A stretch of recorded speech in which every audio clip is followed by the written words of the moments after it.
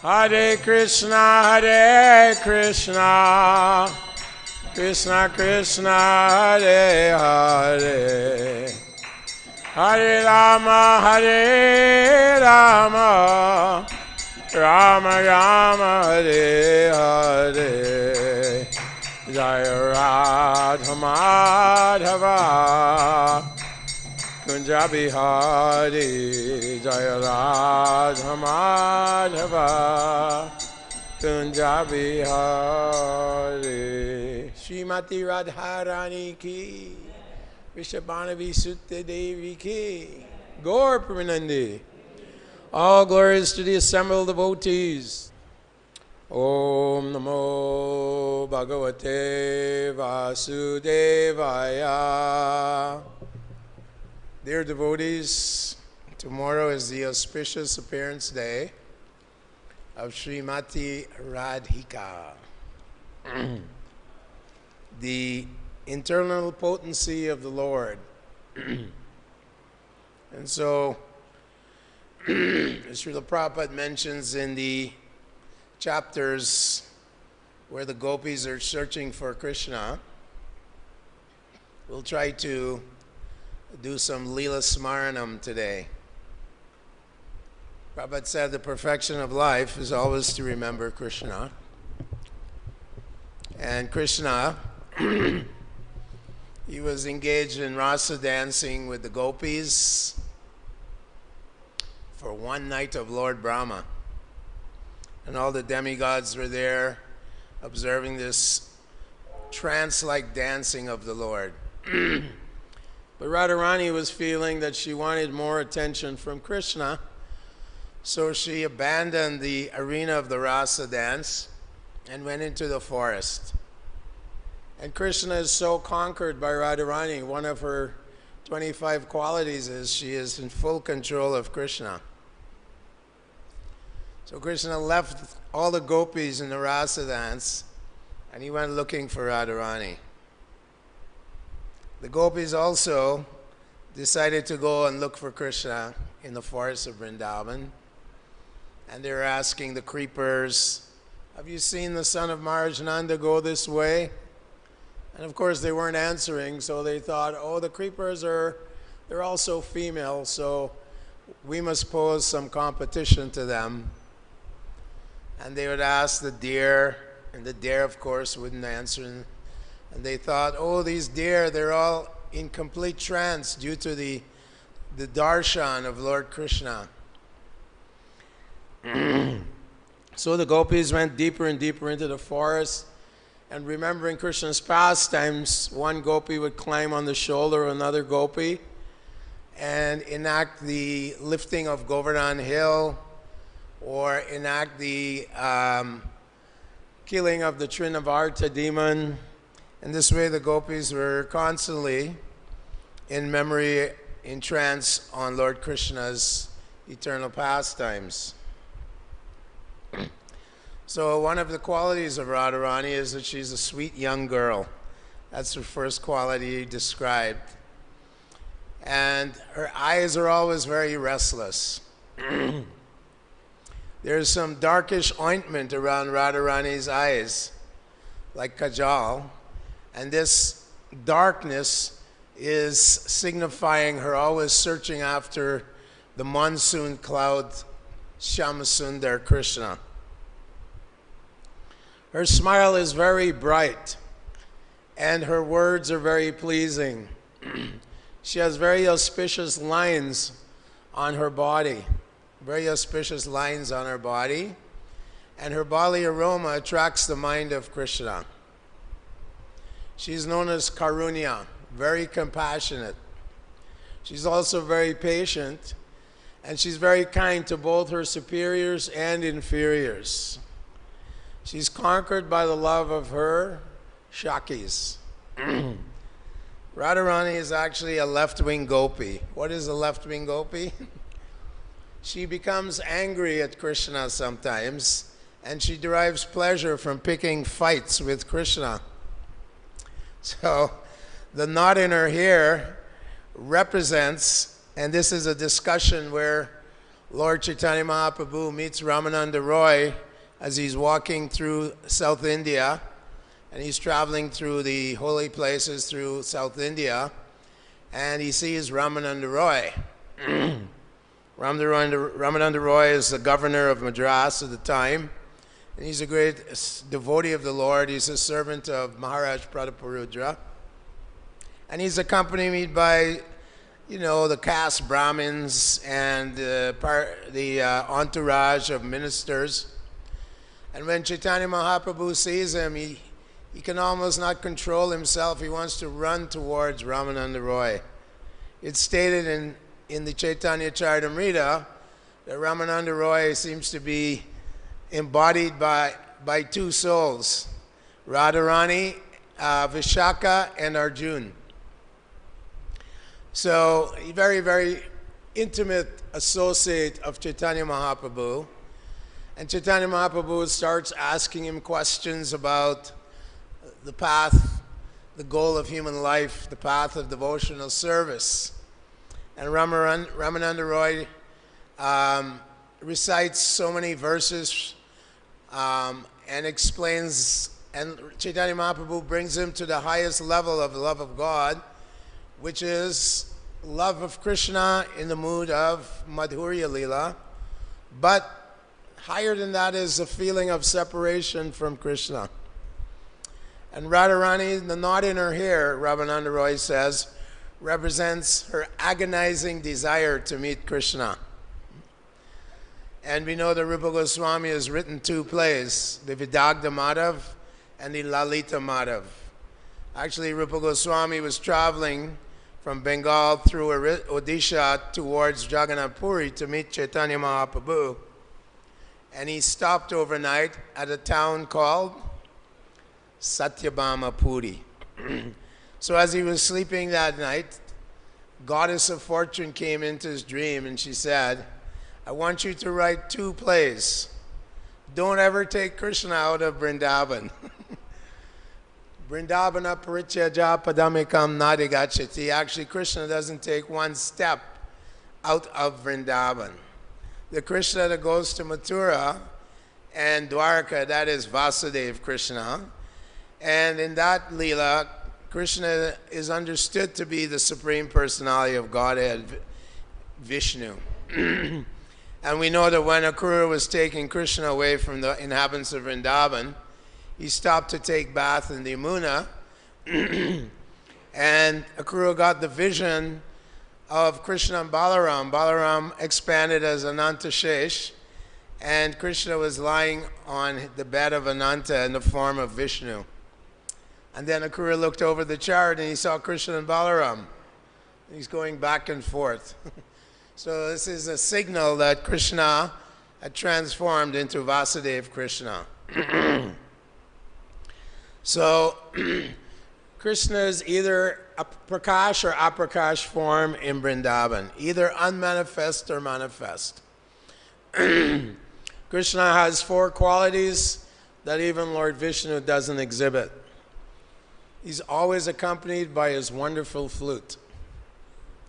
It's described by Rupa Goswami that the flute playing of Krishna strikes the Gandharvas. They're the great musicians in the heavenly planets. He strikes the Gandharvas with wonder. And he causes Lord Shesh, who is holding up the universes on his heads, to become dizzy and move hither and thither. His flute playing pierces the covering of the universes, the 10 layers covering the universe. And his flute playing also causes the goddesses, the demigods' wives, their hair to loosen and their belts on their dresses to loosen. In this way, the transcendental flute of Krishna is very magical, very mystical. And we know that Krishna, it's described by Rupa Goswami, has three types of flutes: the Vamsi, the Murali, and the Venu. The Murali flute is especially meant for the gopis. This flute has a very magical sound. And when it enters into the ears of the gopis, it acts like a cuckoo, which takes nest there. And the gopis are not able to hear the calling of their husbands and relatives to come home.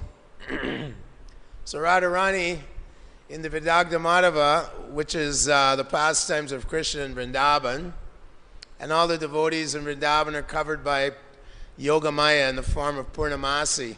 And she makes all types of arrangements for Krishna and the gopis to have pastimes in the bowers and forests of Vrindavan. So Radharani addresses the flute.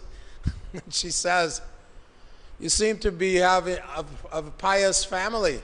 The trees and the rivers are very pious. And the trees growing on the banks of the rivers, you're like your fathers. The rivers are like your mothers. Why have you taken initiation into this dangerous mantra which disturbs the hearts and minds of the gopis?" This way Radharani was chastising the flute.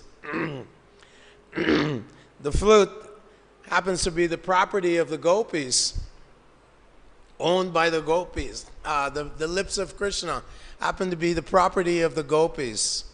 And although it's male, it's hard, it's lifeless, and full of holes, it's always residing in the hands of Krishna and drinking the nectar coming from the lotus lips of Krishna, Supreme Personality of Godhead. So the flute is always challenging the gopis. Why don't you come, leave your homes and come, challenging them to give up fair and religious principles and the codes of conduct of married women and come and dance with Krishna in the forests of Vrindavan. In the Chaitanya Charitamrita, it's described that Krishna's voice is just like the thunderclap of the monsoon cloud, and that his flute playing is also very enchanting. The sounds of the ornaments on his body, his bangles, his ankle bells, his shark-shaped earrings, all these sounds, these tinkling sounds also enter into the ears of the gopis, accompanied by the flute playing of Krishna, accompanied by his joking and teasing words, and by his thunderous voice. These four types of sounds overwhelm the hearts of the gopis.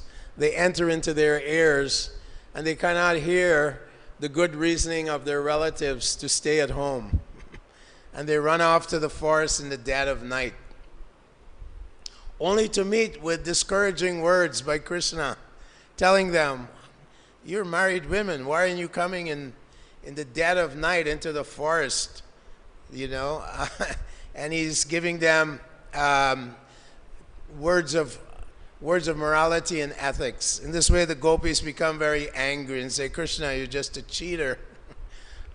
Why are you taunting us like this? You have conquered us by your flute playing and your wonderful sounds, your voice, your joking words, and now you're discouraging us." Like this, Krishna was always taunting and teasing the gopis of Vrindavan. When Krishna and the Yadavas went to Kuruksetra, they went there and they met the inhabitants of Vrindavan on a pilgrimage at Kuruksetra. And Krishna meets Radharani and the inhabitants of Vrindavan. And Radharani she says that it's the same person, Krishna, my friend Krishna, he's here. But he's here with chariots and noisy soldiers and army. I simply long to be back in Vrindavan, hearing Krishna play on the fifth note, and standing by in Vamsi Vata, being with Krishna. So this is the mood of Radharani. Even in separation, this taste of separation is the highest emotion in love of God. And Rupa Goswami is writing so many beautiful verses, empowered by Lord Chaitanya Mahaprabhu, Nana Shastra Vichara Naika Nipano Sadharma Samstapano, that the six Goswamis, they were empowered by Chaitanya Mahaprabhu to write wonderful literatures. Raghunath Das Goswami wrote so many beautiful literatures describing the ultimate goal of life, Prema Pumartha Mahan, how to love God. God is a wonderful person with beautiful hands. It's described that Krishna resembles a lotus flower in 8 places. His 2 lotus hands, his 2 lotus feet, his lotus lips, his lotus eyes, and his lotus face, and his lotus navel. And from these lotus flower parts of his body emanate a beautiful smell, which smells like aguru, musk, and camphor mixed. And when this scent enters the nostrils of the gopis, they become blinded, it's described. This is all poetic renditions by Rupa Goswami. The gopis become blinded and they're not able to find their way back to their homes. Like this, these beautiful poems are written by Rupa Goswami and the other Goswamis of Vrindavan. We know that they're actually manjaris who have come to participate in the pastimes of Chaitanya Mahaprabhu. Krishna himself, although he's Madan Mohan, the attractor of Cupid, he can't even fathom the love that Radha has for him. And so he appears in this age of Kali to taste that depth of love, or at least attempt to try and taste the emotional ecstasy that Radharani has for him. Therefore, she is known as Madan Mohan Mohini. Her love is pure and unconditional and is untarnished by any selfish motive.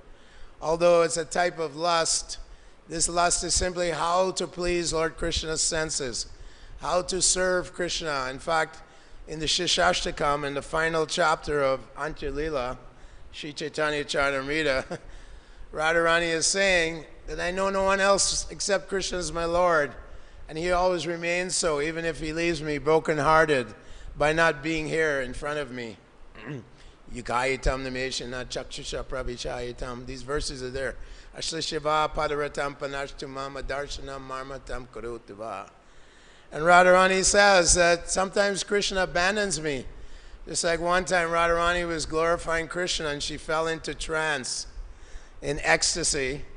And so Krishna, seeing that she was in a trance, he abandoned her and he went looking for the gopi Viraja. Viraja is a youthful gopi around 15 years old. And he went to the place of Viraja and he was associating with Viraja, having some leelas with her at her place. And Radharani, she got up and she said, "Where is my Krishna? Where is Nanda Nandana?" And the gopi said, "Oh, he's abandoned you." And so Radharani became very angry and she got in her chariot. Radharani's chariot is not an ordinary chariot. It's 100 yojanas high and it's 10 yojanas wide. How much is a yojana? 8 miles. This chariot has hundreds and thousands of wheels and it's decorated with hundreds and thousands of kahanas. It's made of rubies, diamonds, emeralds, pearls, all exotic jewelry. And it has 100,000 rooms. All the rooms are decorated very exotically. And there's also parks in her chariot. Different parks with ponds and waterfowl and beautiful trees like Malika tree. And this chariot, how fast does it go? It travels at the speed of the mind. So Radharani and 600 million of her sakis get in the chariot and they immediately go to the place of Viraj. At the gate of Viraj is a beautiful cowherd boy. His name is Sridham. And he has a stick and he tries to stop the gopis from entering into the abode of Viraj. And he's trying to stop them, but the gopis overwhelm him. And as Krishna hears all the ruckus outside, he suddenly runs into the forest and disappears. And Viraj becomes so panic-stricken that she commits suicide, gives up her body. And she becomes the Viraja river, which surrounds the Vaikuntha planets. So she's given her body up. She's become a Nali, the river Viraj. And so Krishna disappears and Radharani is angry. She's upset. This Krishna has left me. And she goes back to her place of residence, and she's there with the gopis, and she's lamenting. And Krishna comes back, and he's looking for Radha, and he tries to, in a very remorseful way, "Can I please see Radharani?"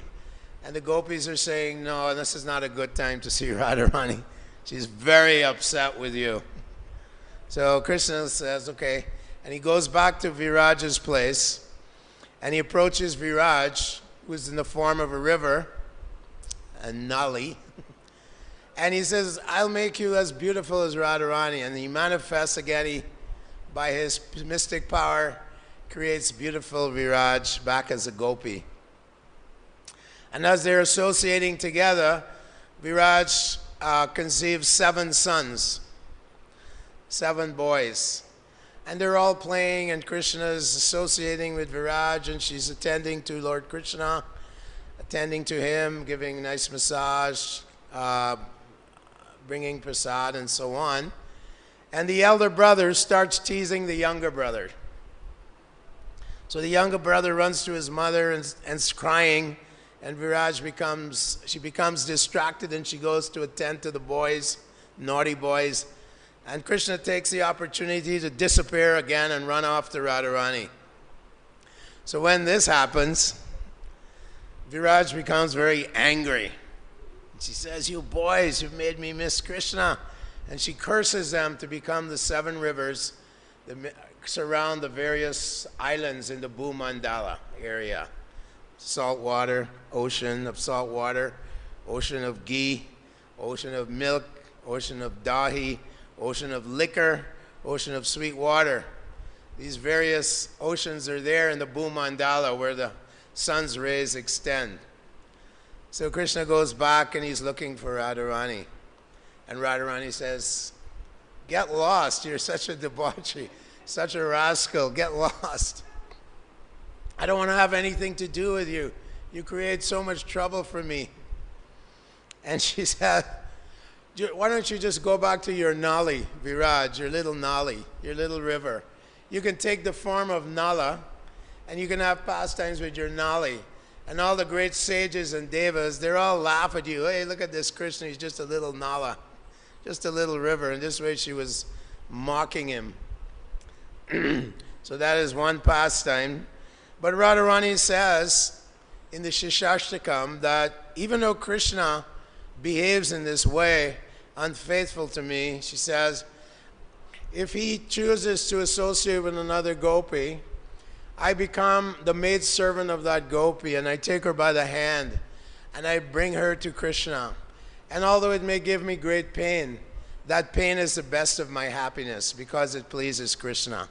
So this is the mood of the Vaishnavas. The devotees, they're always assisting other devotees to make spiritual advancement towards Krishna. Devotee is always para sukha sukhi. And the demoniac persons, they're always para dukkha sukhi or para sukha dukhi. When a demoniac person, materialistic person sees someone succeeding, they become very unhappy. They become envious. Kam, krodh, lobh, moha, mada, matsarya. Matsarya, they become very envious of others. This is a material world, it's full of envy. Icha dvesha samutena dvandva mohena bharata. Dualities of desire and hate. But Radharani says, I become the maidservant of the gopi that Krishna favors. And I take her by the hand and bring her to Krishna to associate with her. Krishna is very pleased when we develop this psychology and mentality of always pushing up other devotees towards Krishna and towards pleasing the spiritual master, who is the Supreme Personality of Godhead's servitorship. He's the representative of Krishna. Shakshadari Trenastamasta Shastri Yuktashtata Bhavi Eva Shadbi. Kintu Pravoya Priya Eva Sadvat Bande Garoshi Charanara Vindam. The spiritual master is a representative of the Lord, so we try to please him, and we try to help other devotees to please the spiritual master and to please Lord Krishna as well. So this is the mood of Vaishnava. He avoids kuti nati, fault finding, jiva hinsa, causing anxiety to other devotees or others. Jiva hinsa, envy of others. Jiva hinsa is actually a kind of violence to commit offenses. And the first offense, of course, we know, is to blaspheme, either mentally or verbally. This is the great danger in spiritual life while chanting, to commit this great offense, Vaishnava Aparad, Sadhu Nindana, commit offenses to our fellow devotees. So the mood of Radharani and the gopis is described by Rupa Goswami.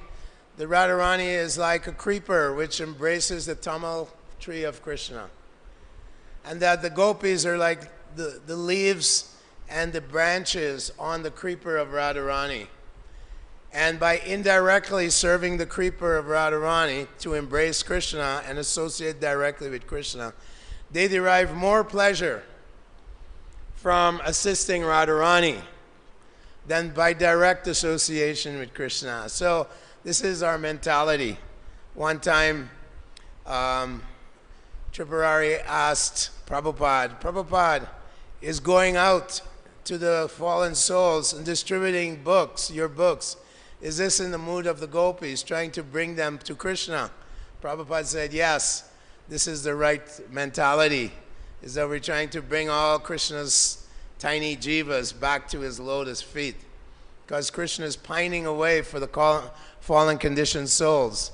He's very compassionate, and he's seeing the suffering, patita pavana, tava hetu, tava avatar, mosamo patita pava, napoi bear. Chaitanya Mahaprabhu, in the mood of Radharani, Krishna is in the mood of Radharani, and he's actually in great pain. He speaks to Haridas Thakur, and how can we deliver these souls in Kali Yuga? How can we help them? They're so, Kali Doshani Deiraj. It's such an ocean of miseries. Everyone is committing so many sinful activities.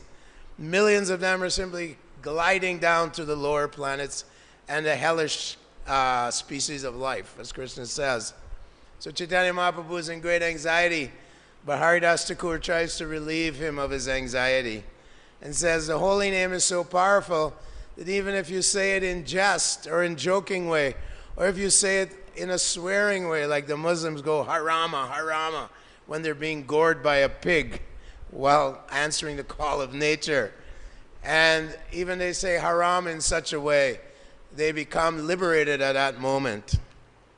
And Bhakti Siddhanta Saraswati Thakur says that the once uttering of the two syllables Krishna will destroy more sinful activities than one could ever commit in millions and millions of lifetimes.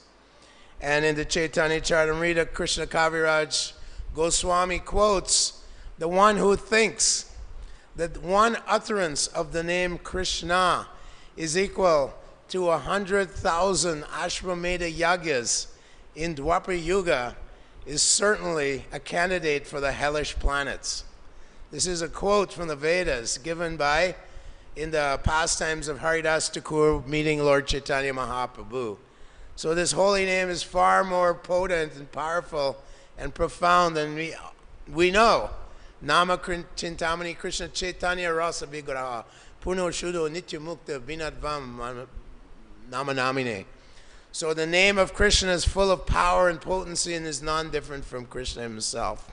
So when Radharani is in the forest with Vishaka and Lalita, and they're looking for the son of Maharaj Nanda, Rupa Goswami is writing, and Purnamasi, she meets them in the forest, Yoga Maya, and she says, where is that blue boy Krishna?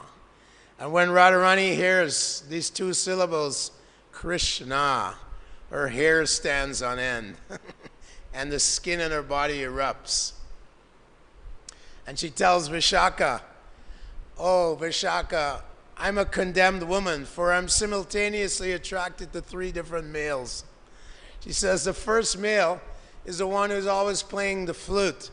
And when this flute enters my ears, my body starts trembling uncontrollable. My body is shivering. although there's no cold wind blowing and there's no snowfall, why is my body trembling like this? And then she says, there's another male. His name is Krishna. And when this sound, these two syllables enter into my ears, all the hairs on my body stand on end. These are all symptoms of ecstatic love for Krishna described in the Bhakti Rasamrita Sindhu by Rupa Goswami. And then she says, Vishakha's drawn a picture of the little blue cowherd boy, the Prince of Vrindavan. And Radharani says, when I see that picture, it jumps into my heart, and my whole body becomes petrified. It becomes inert. It can't move. I become stunned, and my voice chokes up. In this way, I'm condemned to be attracted to three male simultaneously. I'm such a condemned woman. And Vishaka says, Radharani, why are you acting like a mad woman? It's the same person, Krishna, the son of Maharaj Nanda. Rupa Goswami describes that one gopi tells Radharani, Radharani, don't be so overconfident. He says, I notice that Krishna has painted the tilak on your forehead, and there's no signs that his hand was shaking. The tilak is perfectly drawn on your forehead. So don't be too overconfident. Krishna doesn't seem too nervous when he's putting tilak on your forehead. In fact, when Krishna was lifting Govardhan Hill, Vishwanath Chakravarti Thakur describes that Radharani enters. She hears it from Varshana that Krishna is lifting Govardhan Hill, and the Samvartaka clouds are pouring pillars of rain. These clouds are used at the time of devastation. And the entire tract of Vrindavan is being flooded. And Sir Radha and Vishabhanu, they go to help. They hear that Krishna is lifting Govardhan Hill on his little finger. When Krishna sees Radharani come under the hill, her beauty is so devastating his hand starts to shake. Actually, Vishwanath Chakravarti says that this hand shaking is Krishna so overwhelmed by the devotion of his devotees that his hand starts shaking. But he observes that Radharani is so beautiful, and he's observing her beauty. And Lord Balaram sees the whole hill shaking, and the inhabitants of Vrindavan, they become very, very, tormented. They think he's going to drop this mountain. But Balaram starts smirking and laughing. Oh, he can't. In the form of Ananta Shesh holding up the entire universe. He's not drop a little hill. Giri Govardhan. So he's smiling, but Krishna thinks got caught looking at Radharani's beauty, and he feels very shy. This is shyness and ecstatic love. So not only do devotees experience love for Krishna in Vrindavan, Krishna is also experiencing unlimited love for his devotees. And the entire atmosphere is imbued with pure love of God. There's not a single drop of anything material in the atmosphere of Vrindavan, Goloka Vrindavan. So in this way, Radharani is described, speaking of tilak, Ramananda Roy describes that Radharani's forehead, on her forehead, is the tilak of good fortune. The Radharani is lying on the bed of separation in the room of bodily aroma. These are all metaphoric, poetic descriptions given by Suradas in Krishna Karnamrita. And Lord Chaitanya Mahaprabhu, of course, in his final 8 years, he's experiencing so much separation from Krishna. During the day, he would go about his normal duties in Jagannath Puri, but at night, he'd be overwhelmed by ecstatic feelings of separation from Krishna in the mood of Radharani. And Ramananda Roy and Swarup Damodar would have to recite poetry from Vidyapati, from the Krishna Karnamrita, from Jayadev Goswami, and to satisfy and pacify Chaitanya Mahaprabhu's mind, which was almost being destroyed, he said, by these symptoms of love of God, these emotions.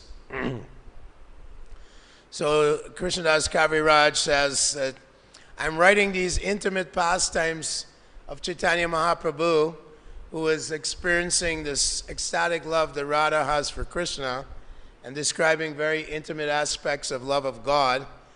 But the camel, like non-devotees, they're simply busy chewing the thorns of impersonal philosophies and atheism. Even though the Chaitanya Charitamrita is available to the public, they'll never understand it. They're too busy chewing the thorns of materialistic philosophies. So many philosophies have been given: Buddhism, Kannada, Kapila the atheist, 7 types of philosophies in India that are atheistic. So Krishnadas Kaviraj describes these wonderful experiences Chaitanya Mahaprabhu has in Vrindavan. He goes into trance in the Gambhira room where he's staying. Somehow or other, although the doors are locked, he escapes out of the Gambhira room, and he's found near the Garuda Stamba at Puri, and he's lying down near the cows of Tailinga, and they're licking his body, and he's feeling such separation from Krishna that all his limbs go inside of his body, and he takes the form of a tortoise. And then Swarup Damodar and the devotees are looking for him and find him in this deformed state, in complete internal consciousness. And they start chanting Hare Krishna in his ear, and he comes to half external consciousness. And then he's saying, "Where is Krishna? Where is he gone? Where is the flute player of Vrindavan? You see, where's the son of Maharaj?" Like that. And they're Lord Chaitanya Mahaprabhu is describing that I was there in the forest of Vrindavan, and I saw Krishna and the gopis, and the gopis were picking flowers for Krishna, and so many things were going on. Radharani, she's very sometimes she's very proud, and she's thinking, the cowherd boys, they make a flower garland for Krishna. When I make a garland for Krishna, he wears it on his heart. This is the example of pride and ecstatic love for Krishna. Radharani also sometimes becomes very embarrassed. One time she was just waking up and she was speaking in her sleep, and she's telling Krishna, "Krishna, how dare you touch my garments, and stop making jokes, or I'll tell your elders, I'll tell your father." And she was chastising him in her dreams. "Don't you dare touch my garments." And when she opened her eyes, all of her elders and relatives were standing around her bed, frowning with great disapproval. So in this way, Radharani felt very embarrassed. In this way, these pastimes are described by Rupa Goswami, or Sanatan Goswami, Raghunath Das Goswami. They're all describing these wonderful activities which is being given to devotees to gradually develop their attachment to Lord Krishna. To meditate on these pastimes of Krishna is very, very purifying. And Radharani, she's very merciful, very compassionate. Like I said, she's fully in control of Lord Krishna. What color are the eyes of Radharani? Does anyone know?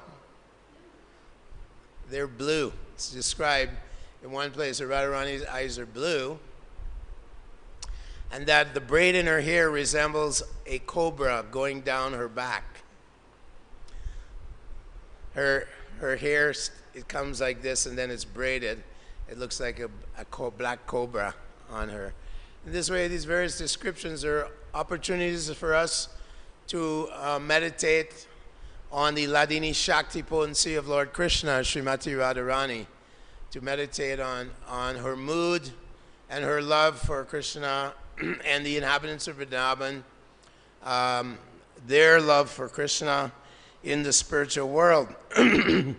Chaitanya Mahaprabhu, when he traveled through Jharkhand forest, we know that he made the tigers chant Hare Krishna, and the deer were chanting and dancing with the tigers, although they're natural enemies. And the elephants were chanting Hare Krishna.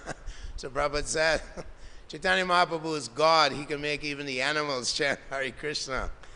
So when Chaitanya Mahaprabhu went to Kashi and Varanasi, This is the stronghold of the impersonalists, the Mayavadis, and there were thousands of impersonalists who were led by Prakashananda Saraswati. And this impersonal philosophy is condemned by Chaitanya Mahaprabhu. They say Krishna has no eyes, God has no hands, no legs. They've ripped up everything taken off of God. In the purports there, Prabhupada described that this impersonalism is simply a different type of atheism, a different type of Buddhism, where God is reduced to almost zero, just no personal features. Ine Ravindakshami Muktimani Nas. So these impersonalists, Prakashananda Saraswati was criticizing Chaitanya Mahaprabhu for being very sentimental and so on. And Chaitanya Mahaprabhu was staying at the house of Chandrasekhar. He, although was considered Sudra, was a very great devotee of the Lord. Aho bato swapacho tagariyan yajjivage vartate namatubhyam. Tipus tipus te jufur shashnuraryak brahmonachur nama grinanti yete. It's stated in the Bhagavatam, oh, how wonderful it is that even a person born in the family of dog eaters, swapacho tagariyan, if he has the holy name of Krishna dancing on his tongue, he's performed all the great austerities of all the tapasvis. He's performed all the great rituals and sacrifices of the Brahmins. And he's taken bath in all the holy rivers all throughout Bharatvarsh. And he is a pure devotee of the Lord. And even one is like a Brahmin, just like Prakashananda Saraswati. They're born in Brahmin families, they're big sannyasis and so on. But they have not a drop of devotion for Krishna. So Chaitanya Mahaprabhu was not inclined to meet them. He always avoided the impersonalists. But Chandrasekhar invited all these sannyasis to his house, all these Mayavadi sannyasis to his house. So Chandrasekhar begged Lord Chaitanya to go and give his association to these impersonalists. So Chaitanya Mahaprabhu went there, and although he's a Supreme Personality of Godhead, he sat right where they all wash their feet. He sat where the foot wash place was. And he was glowing, just like the Supreme Personality of Godhead, just glowing. And so they're very attracted to him. And they came, and Prakashananda Saraswati offered his respects and begged him to come. And in this way, Chaitanya Mahaprabhu explained to him the ultimate goal of human life, the Vaishnava Siddhanta, Brahmeti Paramatmati Bhagavaniti Shabdyate, that the Supreme Personality of Godhead is the supreme absolute truth and summum bonum of everything. And converted all 60,000 sannyasis to pure devotion, to devotional service, pure devotional service. So this is the mercy of the Lord in Kali Yuga, that he gives out this prema, this Radha Prem, this compassion of Radharani to all the jivas, all the fallen souls. And that is the business of the devotees in the line of Rupa Goswami, Rupanugas, Tapta Kanchana Gauringa Radhe Vrindavaneshwari. That we want to be in the mood of Radharani and deliver all the fallen souls from this dense, dark place of Kali Yuga. So these are some of the activities and the manifestations. Radharani's ecstatic love of God is explained by Krishnadas Kaviraj. Chaitanya Mahaprabhu is relishing these various emotions that Radharani has for Krishna. And he's accompanied by his very intimate disciples, his devotees, Ramananda Roy, Swarup Damodar. Not everyone would he share these intimate pastimes and so on. We know that Sarvabhauma Bhattacharya, Lord Chaitanya revealed his Sadbhuj form. But for Ramananda Roy, he revealed Sri Krishna Chaitanya, Radha Krishna, Nahayanya. Chaitanya Mahaprabhu showed the form of Radha and Krishna as he was speaking to Ramananda Roy. Ramananda Roy fell back in ecstasy, although he's considered from the Kayasta caste. Ramananda Roy is considered Sudra caste. He's the greatest devotee of the Lord, as stated in that verse I quoted. So they've come to distribute this pure love of God. They danced and chant throughout Bengal.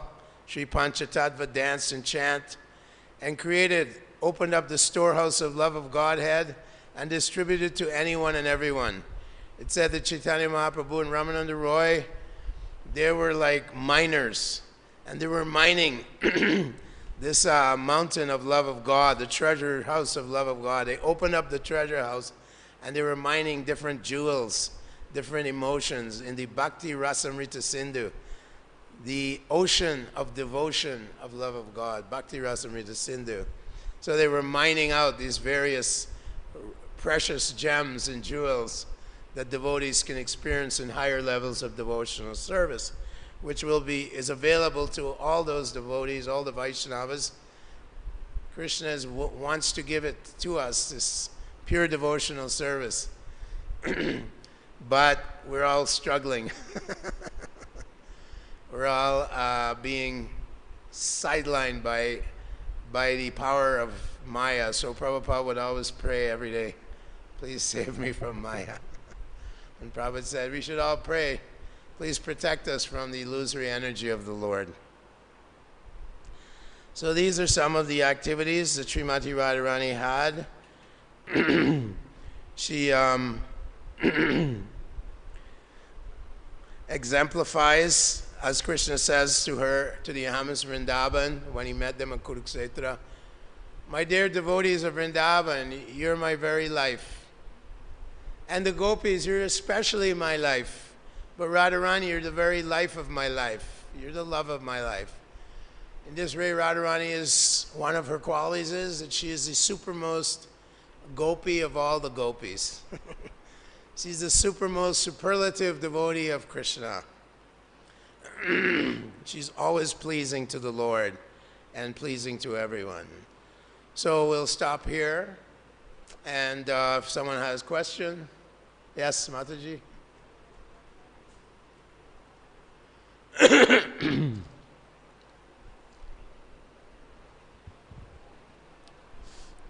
Thank you, Prabhu, for the class and taking us into the mood of Radhastami.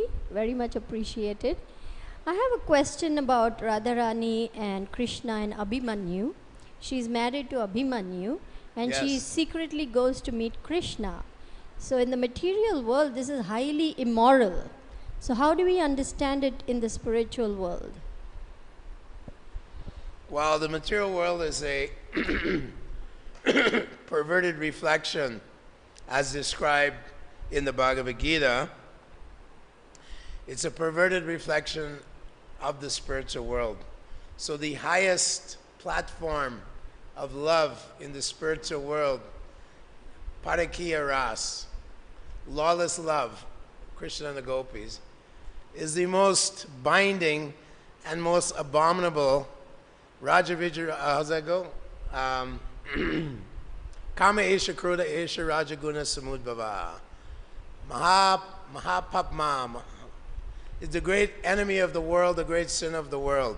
Mahashano Mahapapno Vidyanami Avarinam. That the lust in the material world is so powerful is the most degrading to the soul. And it's the binding, Maitunya Agara, described by Prabhupada in the purport in the 2nd chapter of Bhagavad Gita. Maitunya, the shackles of sex desire. The soul is shackled down to this desire. So in the material world, it's most abominable and most binding. And it manifests in many ways, in subtle and gross. People are attached to their family, to their society, to their loved ones, to their friends, all this. It's all subtle manifestations of this sex desire. In the spiritual world, it's the most liberating and purifying. And Chaitanya Mahaprabhu himself, although he was hearing about these wonderful pastimes in the spiritual world, that kind of spiritual lust is totally untouched by the modes of material nature, and there's no selfish motive there at all. It's pure love of Krishna, trying to please Krishna's senses, whereas here it's trying to please our senses. And the entire Bhagavad Gita was spoken to Arjuna because he's trying to please his senses. Oh, I don't want to kill my relatives and so on. His attachment, subtle forms of sex desire. So Chaitanya Mahaprabhu was very, very strict. And he kept his distance from women. One time he heard the Jayadev Goswami, a woman was singing the Gita Govinda by Jayadev Goswami, and he was running towards the singer. And then Govinda grabbed him and said, "It's a woman singing." And Chaitanya Mahaprabhu said, "You've saved my life." So especially Chaitanya Mahaprabhu was very strict. In the case of Chota Haridas, he excommunicated him from his association for innocently going to beg some rice from Madhavi Devi, who was the sister of Sikhi Mahiti, and she was considered one of the 3.5 devotees that understood the depths and the confidential love that Lord Chaitanya was experiencing, Mahabhav. She was one of the 3.5 devotees. She was the half devotee. Sikhi Mahiti, Ramananda Roy, Swarup Damodar, and Madhavi could understand and tap into the most deepest, profoundest experiences that Lord Chaitanya Mahaprabhu was tasting in Mahabhav. And yet, when Chota Haridas went to beg some rice innocently, Chaitanya Mahaprabhu said, "No, now he's, excommunicated from my association. Tell him he cannot come in my association." And Chota Haridas committed suicide and came to Lord Chaitanya in the form of Gandharva. So this was used to set the example that those who are practicing brahmacharya, even those who are grihastas, those who are devotees trying to get out of this material world, this ocean of birth and death, must be very careful. Matra swacha duhitrava navaviktasano bhavet. One should not associate alone, even with one's mother, or one's own sister, or one's own daughter. That verse is there. Matra swacha duhitrava navaviktasano bhavet. Balavo indriyo gramo. The senses are so strong. So that was Lord Chaitanya's example and teaching and directive to us devotees, to be very, very careful in practicing devotional service. It's very, very difficult, and we're in the abode, the forest of material enjoyment. We're in the prison house of Maya. We're prisoners trying to get out like that. So although these descriptions are there in Prabhupada's, in the Chaitanya Charitamrita and so on, Srimad Bhagavatam also, and the great acharyas have given so many descriptions, we have to be careful even when reading these pastimes of the Lord and the gopis. We have to understand, first of all, that we're a spirit soul. We're not the bodies. We're eternal servants of Krishna. And gradually, as we make advancement, we can understand these things. Thank you very much. One quick one, and then we have to show.